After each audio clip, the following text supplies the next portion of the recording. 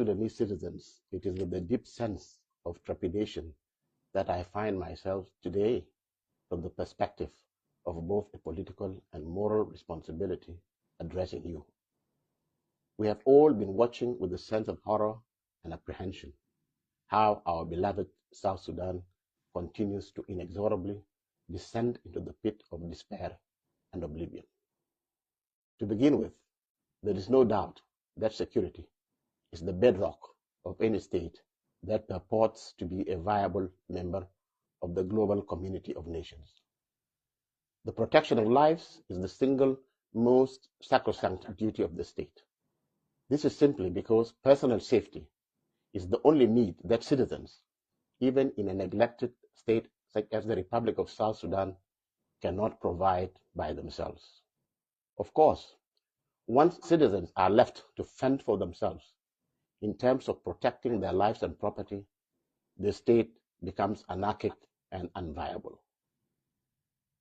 Since its formal independence as a sovereign state in July 2011, South Sudan has continued to grapple with multiple crises that it has not only totally failed to at least ameliorate, but only allowed to fester and worsen.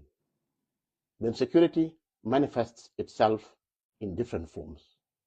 The Juba regime has lost the necessary political legitimacy that should underpin it, and this reality, coupled with incompetence and the determination to run both the SPLM and the government in a purely dictatorial fashion, have triggered political violence and insecurity.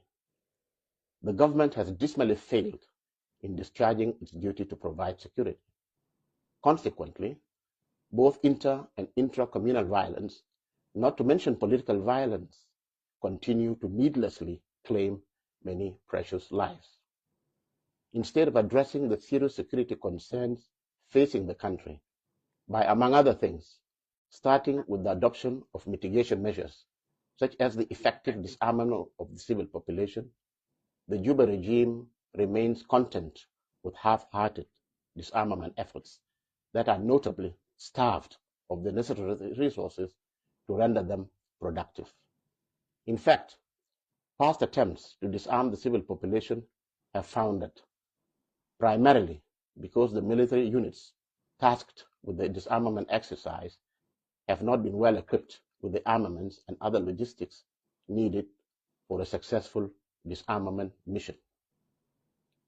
It is sad to note that many SSPDF soldiers have lost their lives in such ill